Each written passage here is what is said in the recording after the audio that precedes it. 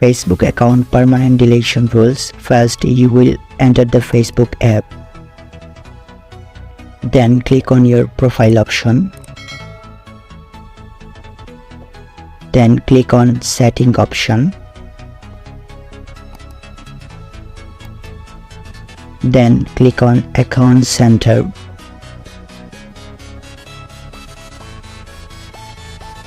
Then click on personal details. Then click on account ownership and control. Then click on deactivation or deletion. Then click on profile option. Then click on delete account and continue. Then again continue. Then enter your Facebook password and continue.